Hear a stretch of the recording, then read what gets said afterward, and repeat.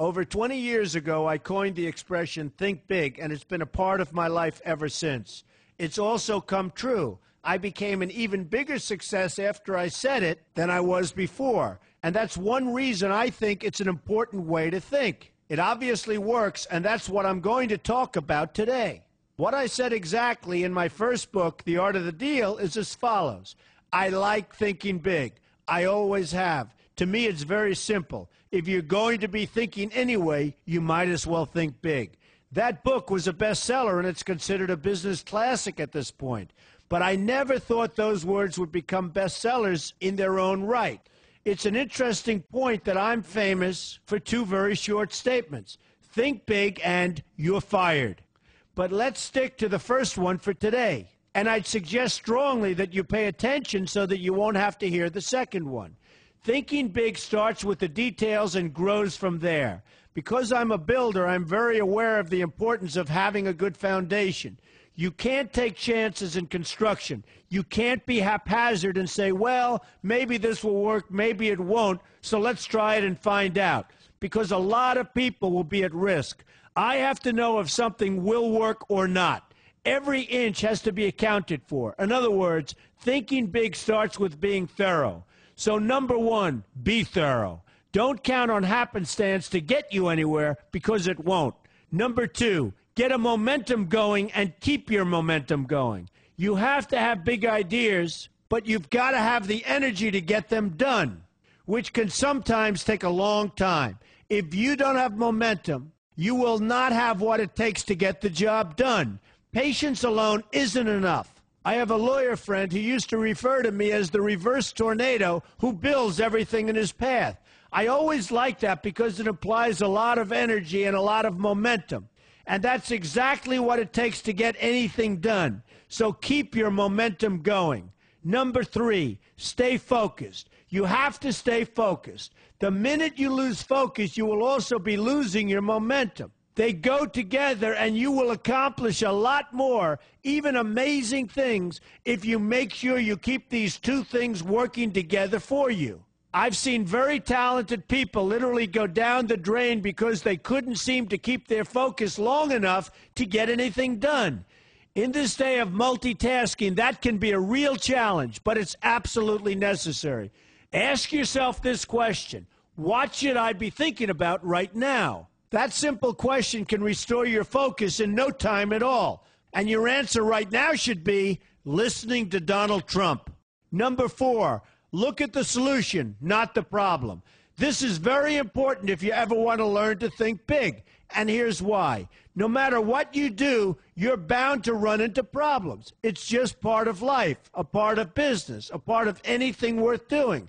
If you let the problems get in your way, they'll become bigger than your idea was to begin with, and you will be a wipeout. No matter how bad things look, keep your focus on the solution, and you will be surprised how things can work out, and work out properly. One way I do this is to ask myself when confronting a possible problem, is this a blip or is this a catastrophe? A catastrophe is something like an earthquake, a tsunami, a war, and so forth, and a blip is everything else. Right away, you'll have the right perspective, and your equilibrium will be restored. So keep your focus on the solution. Number five, see opportunity for what it is, an opportunity. For example, why are you listening to me today? Curiosity? You like me? You don't like me? You want to learn? You have nothing else to do? You want to hear me tell you you're fired? I hope not, but whatever your reasons might be, they've brought you to a good place to get involved and to learn, and that's an opportunity right there. People think that because I'm rich and famous that I know everything. I know a lot, but one thing I know is that I don't know everything. So I ask myself this question every day. What can I learn today that I didn't know before? And you know what? I learn something new every single day. That's a big reason for my success, and the same thing can apply to you. Take the time to see today as an opportunity, and you'll be surprised by what can come your way. Be open to new ideas, and you will be creating your own opportunities before too long. Number six, know everything you can about what you're doing. That's a good way to cover your bases. Another good way is to read the book Robert Kiyosaki and I have written together, Why We Want You to Be Rich. It's about covering your bases and knowing what's going on. I remember when some guys came in to meet with me about a great idea they had for an atrium for a building on Wall Street. It was a beautiful idea except for one thing. None of them had thought about how the building would be supported around this fabulous atrium. They didn't take into account the steel columns that were necessary to support a 72-story building, a very big and embarrassing oversight that could have been avoided if they'd taken the time to think about what they were doing. Don't let that happen to you. Know what you're doing first. Number 7, be lucky.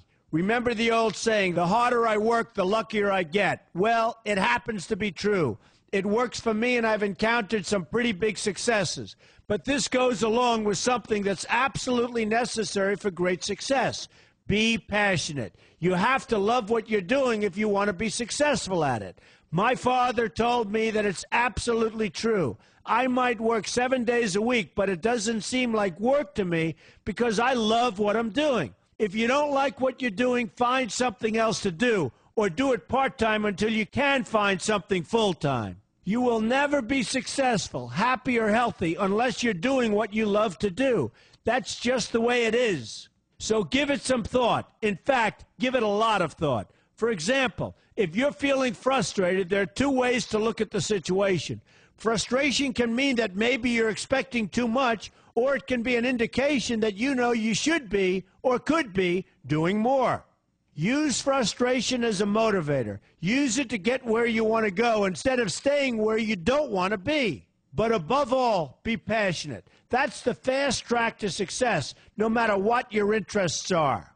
Number 8, see yourself as victorious. That can zap negativity immediately and put a positive spin on problems. I've gotten to the point where I see problems as challenges that I'll enjoy meeting and dealing with. My point here is that no matter what you do, you will encounter problems. Why not see them as challenges instead and know that you are more capable of dealing with them? That's positive thinking with a realistic slant. When I go into negotiations, I keep an open mind to what may happen. But I can tell you that there's already a done deal attitude on my part. I've already thought the process through to the extent that I know everything will be better off if they agree with what I've come up with because I've taken both sides into account.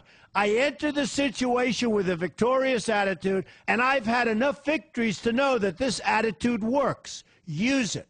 Number 9, be smart. Know that you have something unique to offer because you do use the tools that are provided for you and remain open to new ideas. That's being smart. That's also where innovation comes from. Being smart means you know how to use what you've got.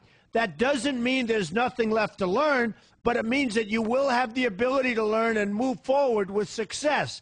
And success is very important. Success is what you want. Just be successful. Believe me, you'll be happier. I know people who have had very few real advantages in life, and yet they've managed to become giant successes. They figured out how to use what they had, not to dwell on what they didn't have. I'm convinced that everyone has something useful to offer, and if you apply yourself diligently, you'll find that you have what it takes to succeed, and you're going to be a lot happier for it. Number 10, above all, never give up. Never, never, never give up. The only time you will be a failure is if you quit trying. Only losers quit. The biggest losers in the world are quitters. Winners keep on going. So whatever you do, never give up. My father always used to harp, never give up, son. Never give up. Don't ever quit. I never want to see you give up or quit. Well, my father was a smart guy, and I listened to him. And remember, think big. A good way to start is to read our new book, Why We Want You to Be Rich. 2 men, 1 message. There's a lot of great advice in there for you, and I expect you to pay attention. You're going to do fantastically well. You're going to be a winner, and I'm going to see you in the winner's circle.